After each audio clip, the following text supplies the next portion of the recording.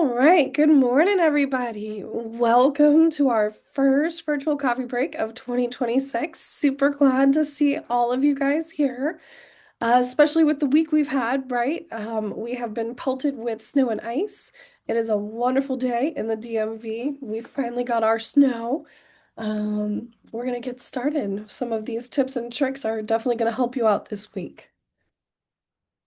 So, welcome. For those that are new, if you have any questions, type them in the chat or the Q&A window at any point in time during the presentation. We will have time at the end, but I'll try to grab questions as I see them and address them throughout. We are recording. Links to view the video and PDF presentation will be shared with you guys tomorrow morning. For everything else, visit our website for a complete archive. We also have our entire archive up on our YouTube channel now as well. 10 lucky attendees today will take home a $5 caffeinated Starbucks treat. Stay to the end and find out how. After the coffee break, since this is the first of the year, we would love to hear from you for what you'd like us to talk about. If you have ideas, maybe you just recently had an issue in your community that would spark interest with other people, let me know. I am more than happy to cater to what you guys want to hear. If you like this presentation, and we sincerely hope you do, please feel free to leave a Google review for TriState for a $25 gift card. This is subject to Google's approval process, so let me know if you've left a review and we will check on it. And stay to the end. One lucky attendee today is taking home a $50 Amazon gift card. Who we are. We are a locally owned, family operated, established firm here in the Washington, D.C. metropolitan area. Tri-State Restorations is an independent commercial and residential disaster recovery firm. We specialize in mitigation, remediation, removal, cleanup, and restoration efforts of both small and large water, fire, mold, biohazard, lead, and odor caused damages. Our company's mission is turning disaster into peace of mind because we're committed to easing the burden of handling your property disaster through providing you with the best customer service and experiences possible. Again, here is our suite of services. We can help with water mitigation and restoration efforts, mold remediation and lead abatement, fire and smoke restoration and odor control, biohazard and trauma disinfection, and sewage mitigation and cleanup efforts. We also assist customers in the Maryland and DC area with reconstruction efforts. We are an ICRC certified firm, EPA lead safe, IQA smart mold firm, 5-star rated across all the sites that count. All of our employees are infectious disease control certified and water restoration technician certified. We also have 2 licensed asbestos inspectors on staff. We belong to all these wonderful organizations, but I will shout out a few. We also belong to the Property Management Association, 2 chapters of CAI, and AOBA. And I apologize, guys, the winter weather is getting to me. So if I sound a little sinusy, that is why. Apologies. Most major winter losses don't start as emergencies. They start as minor, quiet issues that are easy to dismiss, especially in January. Hello, darling. Thank you all for joining. I see a few more people popped in. The DMV is at high risk for winter hazards January through March. This is partially due to our extended freeze and thaw cycles. Similar to this week, we end up with a major snowstorm, but then we have a solid week of single-digit temperatures, especially at night. So the refreeze is real, and none of this stuff is going anywhere until the temperatures come up and we're able to start to see some thaw. Extended cold snaps stress building systems. Lots of vacant units here in the DMV area. Reduced utility inspections. A lot of this is due to cost savings. Condensation mistaken for normal winter behavior. This is a common one. We'll get into that one soon. So just a quick poll, as everybody knows, I like to be as interactive as possible. I haven't shared too much about what we're going to talk about in this presentation, so I'd like to hear from you guys.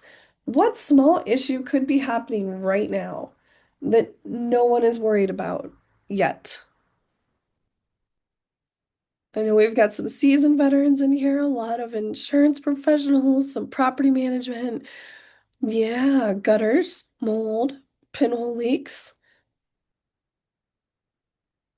Definitely ice damming. Yep. Broken leaky pipes, frozen pipes. Awesome. Okay. That's a fantastic segue into the rest of what we're going to talk about today. Weight of snow and ice breaking roofs. Yes, that's a huge one. Nobody really realizes how heavy snow is. It's extremely heavy and it does not belong sitting on your roof. Leaks, leaks. Awesome. So let's get into it. Small issues that become big losses. Hose bibs. Improper hose bib winterization. It starts with a hose bib left connected through the start of the winter season. You can see on the left here, this is one that stayed connected. The water supply was there, pipe broke, and look at all this beautiful ice. And then here is a picture of somebody who winterized this properly. They put some shielding on over the pipes to help prevent frozen pipes. So it starts as the hose being left connected. It becomes a burst pipe inside of the wall cavity. Mind you, this is still frozen, so it's not an active leak until the thaw. The loss happens when interior flooding, mold and microbial growth, framing and structural damage, and contents damages happens. Hose bib winterization is crucial to prevent burst pipes during the winter season. By disconnecting hoses, shutting off the indoor water supply valve, and draining all water from the outdoor spigot, you can help prevent this. For frost-proof hose bibs, removing the hose allows the shutoff valve located inside to work correctly and drain the exterior pipe. So definitely check out which kind of hose bib you have. Have a professional plumber come out and inspect annually. It's just a nice graphic. So here's the minor issue. We failed to winterize. We might have a lack of water pressure. This would be indicative of a frozen pipe, water being trapped in there. And then the hose bib line, this is a loss we took care of actually last spring after the thaw. That is when it's most common. This entire basement unfortunately had to be demoed. There was some substantial microbial growth here. And then the pipe was just geysering water out into this property. So your hose bib is frozen. What do you do? If a hose bib or your outdoor spigot is frozen and the pipe has burst, immediately shut off the main water supply to stop flooding and prevent further property damage. Most hose bibs have a independent water shutoff valve. Definitely look and make sure you know where these are located in your property. That's my pro tip for you. If you don't know how to use it, we can check out Mr. Dion Gray's heads up update on our YouTube channel, which I'll play for you now. Good afternoon, everyone. This is Dion here to give you another heads up video from Tri-State Restorations. In front of me, as you see, I have a hose bib here. As spring is approaching, you may be using this to water your grass, your garden, even your vegetables, or wherever it may be. I'm here to show you the characteristics of this and how to turn it off and on. First, to turn it on, counterclockwise, lefty-loosey, as a trick that you normally use, right? And then it stops, and then righty-tighty to turn off. Alrighty? And it locks in, just like that. You may have an access port behind this wall to turn on and off the water supply to this hose bib. A lot of times in the winter, we forget to turn it off, which causes primary and secondary damages in your home. Here's one for example. This you may not see because there might be drywall or a panel in the way. This froze and cracked wide open. Customer didn't know until we removed it. See what happens? Have any more questions? Give me a call. 240-428-9717. Bye-bye. Awesome. Now let's get into icicles and ice dams. No, not this type of dam. This is an ice dam. Ice dams start when heavy snow buildup melts during the day, then refreezes when temperatures drop overnight. Melting roof snow and ice flows into gutters and through downspouts prior to refreezing and expanding. This becomes water intrusion under shingles, causing leaks in the ceilings, walls, and insulation. Damage to the roof and gutters is your external damage. Internal, you could have ceiling collapse, insulation saturation, mold and microbial growth, falling hazards. Large, heavy icicles often form with ice dams, which can break off and injure people or damage property. We want to make sure that if we're seeing humongous ice dams like this, we are knocking them down safely and removing them so that they don't become a bigger issue later. So this is just a diagram of what I just explained. Below freezing temperatures outside, there's snow, but then there's trapped water that melted during the day. And then this ice dam here forms, trapping the water between the snow and the ice dam, causing a water intrusion into the property. How do we prevent this? Make every effort to clean your gutters to allow thawed snow and ice and water a place to migrate away from your roof and keep snow on your roof to a minimum. My pro tips here are make sure your attic is insulated. Aim for R30 or higher. This stops heat from escaping your living space and melting snow on the roof. This prevents that water from building up there and getting trapped between the snow and the ice. Seal air leaks, block warm air from entering the attic around chimneys, recessed lights, exhaust fans, and attic hatches. Ventilate properly. Ensure good airflow from the soffit vents under the eaves up to the ridge vents to keep the roof deck cold. And insulate your ducts. Insulate any ducts running through the attic to prevent heat loss. Condensation on windows and exterior walls. It starts off as just condensation, but unfortunately it becomes a humidity control issue if there's chronic moisture in your wall cavities. The loss turns out to be hidden mold growth and drywall failure. Condensation becomes a severe issue when it drips into frames, sills, and wall cavities. Maintaining high localized humidity provides perfect conditions to allow mold to colonize within 24 to 48 hours. High humidity plus chronic condensation equals mold growth. So how do we work on controlling our humidity? The target humidity to keep relative indoor humidity between 30 and 50%. Levels above 60% drastically increase mold risk. Use a dehumidifier. This is the most reliable way to lower relative humidity in the property. Or ventilation, opening windows for 5 to 10 minutes every morning to exchange humid indoor air with drier outdoor air can help with the exchange. Using exhaust fans for at least 20 minutes after showering or cooking also helps prevent that moist, dry air from staying in your property. You can learn more about RH controls through the EPA. I've shared a link there for everybody. To those powerless dehumidifiers, like little pellets that draw in water, they're in a jar. Or cold, oh, during the cold like this, yes. So those do help some. It's not going to lower the relative humidity down enough if you've got something like over 60%, you've just got a very humid environment, but it does help to reduce the hazards. My best advice is always to contact, an HVAC professional or somebody who installs dehumidification units and ask them what the proper unit for your particular property would be. Show them the space. There's a lot to do with like the volume of air and the square footage and all of that to ensure that you've got the proper amount of power to start pulling out that moisture in the air. Definitely, Katrina, definitely.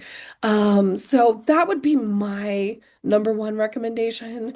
But there are tons of other, off the shelf options, especially during the cold season. Maybe your home doesn't have high humidity all year long, but it's only during, certain times of the year. You could find, one of those out of the box kind of solutions as well from Home Depot, Lowe's, one of those places. All right, getting into vacant units. Vacant units may be quiet, but they're never risk-free. What starts as internal temperature not being kept at 65 degrees or higher becomes frozen supply lines and sprinkler lines. The loss often ends up in multi-unit water damages. My pro tip here is to establish a schedule for inspecting vacant units throughout the winter months. These inspections should include temperature verification, moisture checks, security assessments, and a quick review of mechanical systems. Early detection is key to preventing secondary damage and larger losses. So let's see, we have low temperature, chronic condensation. Sorry, well, we've got a busted pipe. There we go. And then we end up with a massive multi-unit loss. This is the ground floor on arrival due to a small half-inch copper pipe that broke 4 floors above. So the damage can be quite devastating. Water travels the path of least resistance. It's going to keep going until the property tells it it can't go any farther. And oftentimes this leads to, massive floods throughout larger properties. Definitely best to try to catch something like this before it turns into this.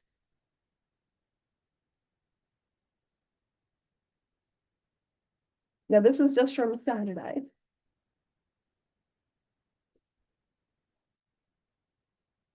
Vacant units also come with unwanted guests. Preventing pest and wildlife intrusion is very important. Um, Empty units are attracted to pests seeking warmth and shelter. Rodents, insects, and even wildlife can cause significant damage to insulation, wiring, and building materials. They also leave fun, hazardous excrements everywhere. Sealing exterior openings, inspecting windows and door seals, and maintaining routine pest control measures, even when a unit is vacant, is super important. Vacancy can also increase the risk of unauthorized access, vandalism, or squatting. Proper lighting, secure locks, and routine checks can help deter any unwanted entries. Regular visits also signal that the property is actively monitored, reducing liability and security risks. For more about unwanted pests and how to help control them, check out our previous episode with our partners at American Pest for more on rodent infestation prevention. That is up on our YouTube channel. You can hear from my man, Mr. Larry Edmonds. He will talk to you all about pest prevention. All right, let's get into a slow drip behind a wall. This is what everyone guessed we were going to talk about today. A slow leak from a frozen pipe behind a wall typically occurs when the pipe develops a hairline crack or split due to ice expansion but hasn't fully burst. This ticking time bomb often goes unnoticed until the ice begins to thaw and water starts to escape. It starts as faint ticking, hissing, or splashing sounds inside of a wall cavity. Note though, thermal expansion also makes noises. After a hot shower, you may hear sounds like ticking. This is not a red flag.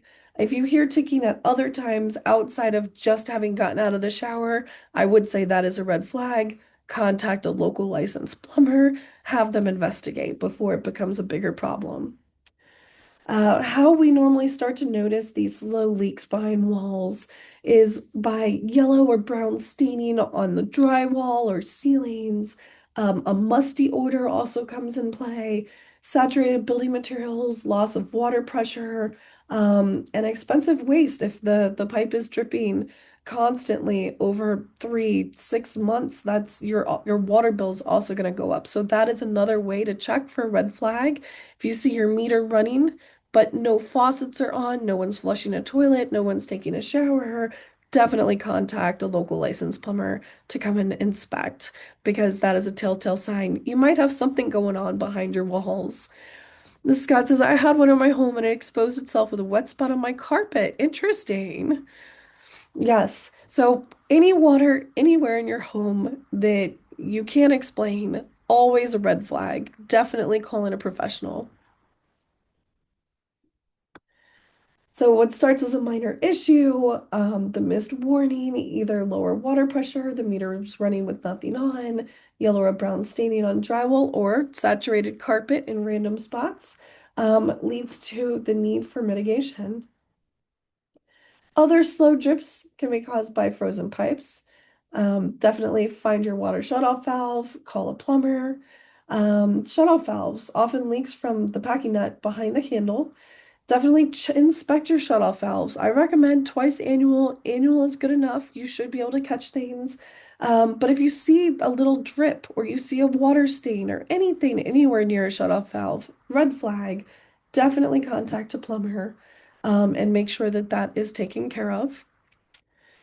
Pipe joints, these damages can occur due to loose fittings. Sometimes they cause leaks. You want to make sure that your valves are fully sealed. Again, contact a licensed professional, have them come out, inspect, make sure you're in good hands. Leaking toilets, this is a big one that goes unseen constantly. We see bad wax seals, and how people normally notice is several days go by, and underneath that toilet, normally on a ceiling, you start to see the water spots. And that is a telltale sign something that's going on above it. And that's often how we find out about the bad wax seals on a leaky toilet. My pro tip is always contact a local licensed and accredited plumber for assistance. Inspect your plumbing twice annually. Preventing frozen pipes in your community, adding this in here for my multifamily friends on the call. Install and maintain insulation in key areas to prevent frozen pipes. The most vulnerable pipes in a commercial building run along the building's exterior walls. Wrap pipes with a sleeve or electrical heat tape. Require that garage and exterior doors are kept closed during winter months. This will help with preventing heat loss. Check for signs of small leaks or fatigue before and during periods of below freezing temperatures. Early discovery of leaks, fatigue, or freezing pipes can allow for preventative action and save you thousands of dollars in damages. Let's get into HVAC and condensate line blockage. A frozen HVAC condensate line in cold weather is typically caused by ice blocking the drain pipe, often at the exterior exit, causing water to back up. Possible shutdown of your HVAC system is also one of the key hazards here. It starts off as frozen or clogged condensation line. It becomes overflow after the thaw or total system failure of your HVAC unit. The loss could be water damage on building materials, mold and microbial growth, or electrical exposure. Common causes and symptoms: frozen exterior pipe. The PVC pipe exiting the house freezes due to frigid temperatures blocking the airflow. Full system shutdown. High efficiency furnaces or heat pumps will stop working if the safety float switch detects water in the overflow pan. Signs: standing water around the furnace, gurgling sounds, or visible ice at the exterior pipe exit. Now, I also included another fun heads up update here. Mr. Dion talks about condensation lines. This is more prep for the springtime when we're starting to use our HVAC units for air conditioning, but it is still really relative, and he does show you what the condensation pump looks like and how it should function. Hello, everyone. This is Dion from Tri-State Restorations. As now the warmer weather has arrived, the humidity is up. We're now starting to turn on our AC units. Now, I have a condensate pump in front of me. Stay tuned for this video so I can show you what it's for and why it's important. Thanks for tuning in. As I told you before, I have a condensate pump here. A lot of you guys probably want to know, what is it for? What is its job? Well, its job is to remove water that condenses during the cooling and heating process. As you can see here, you have a PVC pipe that goes in from the coil and it comes out to the pump. Once the water goes into the pump, it then pumps it out of your home. Now, if this is not functioning correctly, the pump will overflow and then you have a disaster.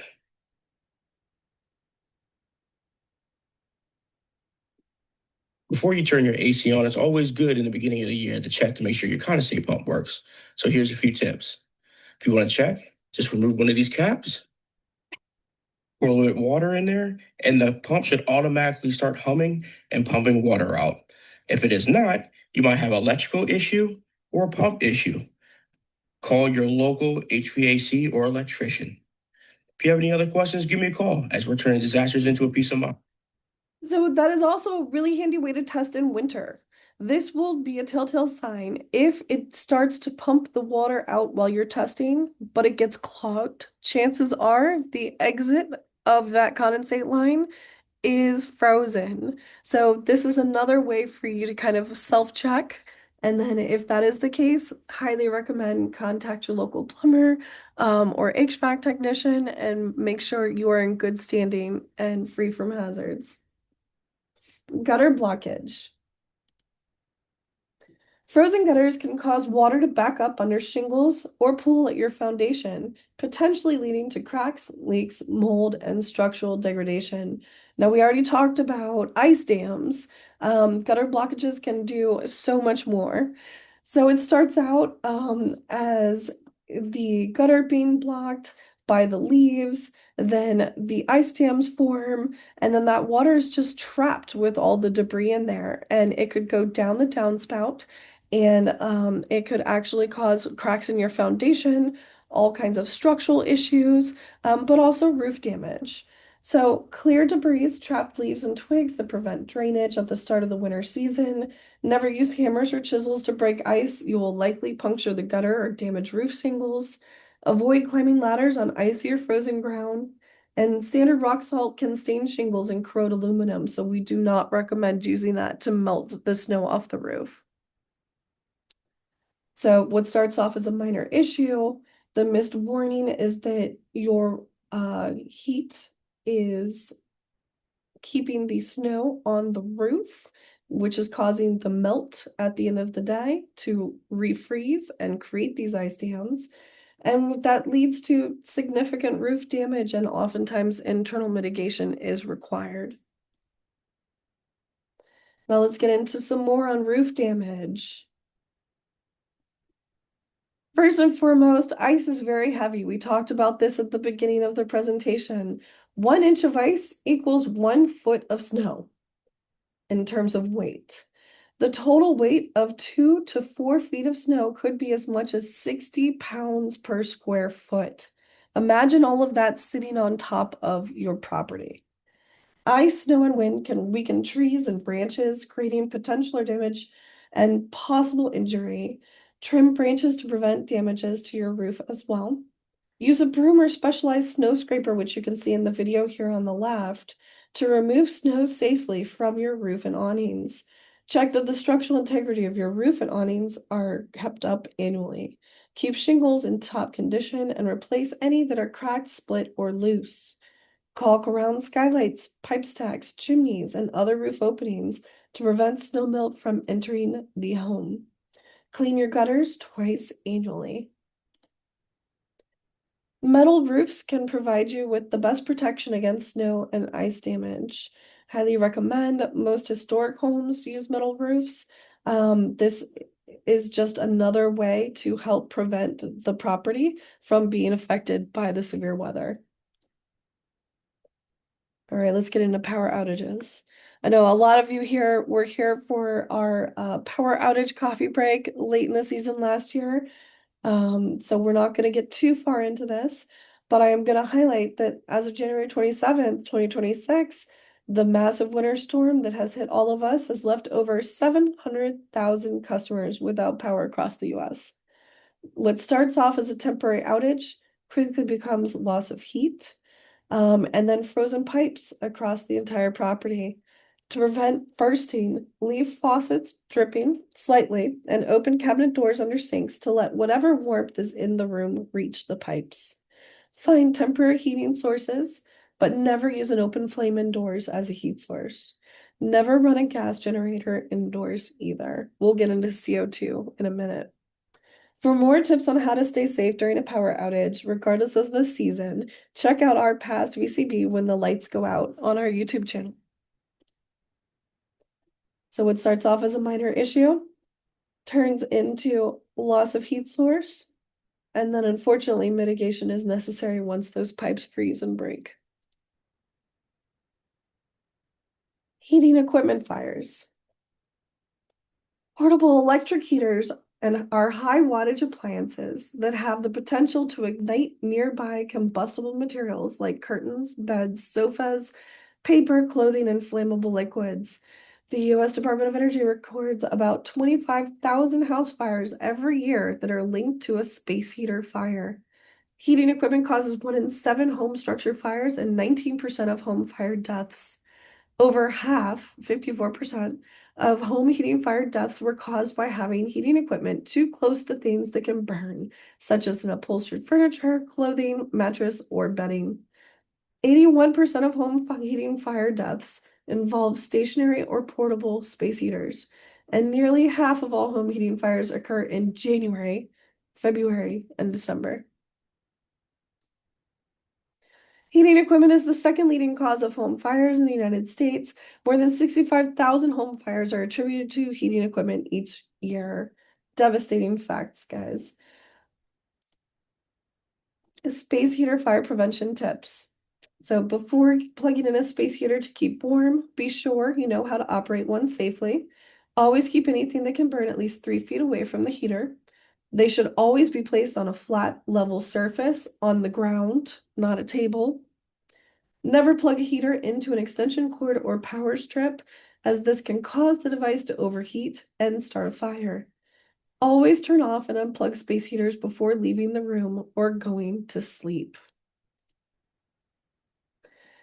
CO2. Carbon monoxide is an odorless, colorless, and toxic gas. Because it is impossible to see, taste, or smell, the toxic fumes can kill you before you're aware it is even in your home. The effects of CO exposure can vary greatly from person to person, depending on age, overall health, and the concentration and length of exposure. Installing alarms throughout your home is a great way to prevent exposure and its effects. And you can learn more at epa.gov. All right, guys, we're in the home stretch here. Chimney fires. Let's put a freeze on winter fires. 1 in every 7 home fires and 1 in every 5 home fire deaths involves heating equipment. Always have a qualified professional clean and inspect your chimney and vents each year. Store cooled ashes in a tightly covered metal container and keep it outside at least 10 feet from the property and any nearby buildings. The National Fire Protection Association recommends that fireplaces and chimneys be inspected annually. The leading factor contributing to home fires, 25%, was failure to clean, principally from solid fueled heating equipment, primarily chimneys. This photo here on the left is a job site that Tri-State Restorations worked on where this is exactly the case. The homeowner was using her chimney, her fireplace to heat the home. She had not had it professionally cleaned in several years. And unfortunately, the corrosite buildup and the gases combined, combusted, and started a fire which ignited the entire side of her home.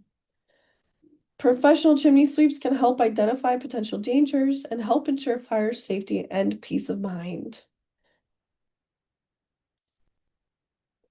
How can you tell you're having a chimney fire? Well, they can be fast burning or slow burning. Fast burning chimney fires are extremely obvious as fire rapidly consumes flammable residue on the inside of the chimney flue. You may hear loud cracking or popping noise from the chimney flue. Imagine the sound of a large bonfire. A lot of dense, thick smoke coming into the fireplace or out of the top of the chimney. Flames are things that are on fire, pieces of flaming creosote coming from the top of the chimney. A strong, intensely hot smell, a roaring sound, often described as being like a freight train or an airplane. If you see or hear any of these things, get out of your home immediately and call 911. It's also important to keep specialized extinguishers handy. You can learn more about extinguisher types in a previous VCB on our YouTube, but here's just a quick overview. There's, typically water, dry powder, CO2, foam spray, fire blankets, and wet chemical types of fire extinguishers. Make sure you have the right one for the right kind of fire. What you put in your kitchen is not going to be what you use by your fireplace. And make sure you're checking for expiration dates as well. These do have a life and they do not last forever. Chimney fire extinguisher. So I included this in here because this is very handy, and a couple of people after our fire extinguisher presentation flagged this for me that they use the Chimfix extinguisher. It puts out the fire in an average of just 22 seconds. So definitely keep this handy if you are using your fireplace or you have a wood burning stove or anything like that for a heat source in your home this season. Getting into that, puffbacks. So puffbacks occur when an oil burner doesn't ignite right away, and as a consequence, fumes build up in the furnace. The fumes cause an explosion inside the burner chamber, which vaporizes and expels soot throughout the home or business, covering walls, baseboards, furniture, and floors in an oily, toxic soot. Prevent puffbacks by keeping your oil heating system free of dust. Your oil heating system should be maintained annually. Keep the area around the heating system clean and dust free, and check for oil leaks and soot. Foundations. So this is more for after the spring thaw. But again, these are hidden damages that we don't know about until we know about them, right? Thawed snow and ice migrates through cracks in your foundation during the spring thaw. When moisture in the soil freezes after the snow, melts, then refreezes, it creates enormous pressure against your foundation walls. This can cause hidden cracking and structural problems that won't be seen until the spring thaw. Prevent mold and microbial growth from forming in warmer weather. Check your foundation for cracks in the spring and fall to prevent water intrusion damages from occurring. Foundation cracks are caused by soil pressure and generally horizontal cracks or stair step cracks, and you can see that evident here. What is a covered cold weather loss? I threw this in here because we get a lot of questions on should I file a claim for that? Are icy property damages covered by insurance? The American Association of Insurance Services forms the list.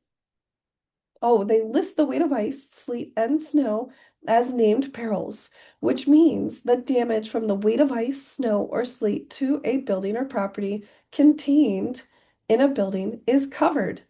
One of the messiest and most costly home repairs is fixing a burst frozen pipe. Luckily, freezing conditions such as burst pipes and ice dams are typically covered. However, you must prove that you took reasonable steps to prevent these losses by keeping your property warm. It is irresponsible to maintain a livable temperature and safely winterize your property. Accidental water damage that occurs as a result of sudden unexpected occurrence like a burst pipe is often covered by a homeowner's insurance policy. In addition, the cleaning, repair, or replacement of wood flooring, drywall, and even furniture due to water damage as a result of a burst pipe are also typically covered. Surprisingly, some owners' insurance may even cover the cold weather damages to your yard, including trees, shrubs, plants, and surrounding structures. My pro tip for everybody, always read your policy annually, verify your property's coverage types and limits, and contact your local agent with questions. If you think that you need coverage and you don't see it in your policy, that's a red flag. Contact your local agent and they will walk you through it. At the end of the day, be careful how you present your damages. If you say your pipe was frozen and it burst, but you have not been properly heating your property, you may be denied coverage due to negligence. Here's some additional cold weather hazard prevention resources. Always check out NFPA. They have a whole series on put a freeze on winter fires. The Electrical Safety Foundation International. They have seasonal safety, Chimney Safety Institute of America, CAI, and ready.gov for winter storm preparedness. All right, guys, we're almost ready for prize time. In closing, if you suspect you have a property hazard or require our assistance with water, fire, smoke, lead, or biohazard damages, give us a call. We're here 24/7 to help turn your disaster into peace of mind. All right, any questions? Feel free to go ahead and type them in the Q&A chat. we will roll through these and we will keep going. I know everybody wants to get to prizes and we're almost out of time for the day. This was a little bit of a long presentation, but I wanted to make sure we got all those facts out there. There we go. Oh, thanks, guys. Great information. Yeah, I got everyone in my family the fire blankets for Christmas this year. Awesome, Katrina. I've been seeing those. Those look like such a great product, and I love that you got everybody that to stay safe.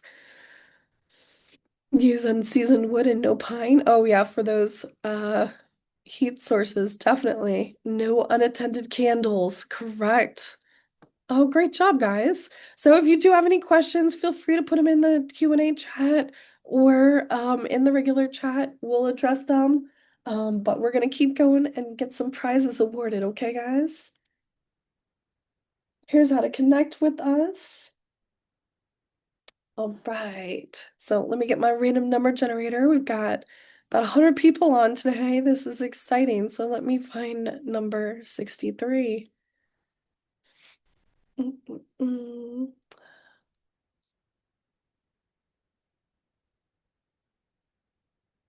Oh, right. Oh, you're not going to believe it, but Catherine, you were literally number 63. Miss Catherine Fowler, you just won yourself a $50 Amazon gift card, girl. I'll be in touch with you after the presentation today, but congratulations. Yay. All right, this calls for some confetti action. Let's get it. Oh, it's fantastic. I love giving prizes. This is my favorite part of the day, guys, if you can't tell. All right, everybody get your fingers ready.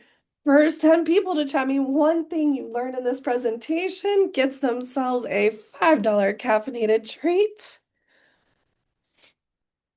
Love it. Clean your gutters twice annually. Early action protects people, operations, and assets. Always turn off and unplug space heater before bed. Correct.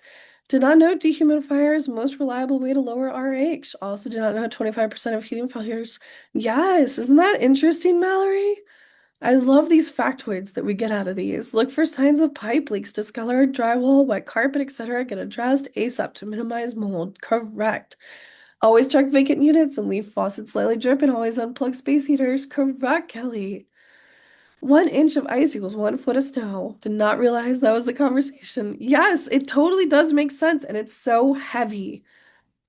Oh, awesome, guys. I am so happy to hear that everybody learned a little something today to keep themselves and their properties safe.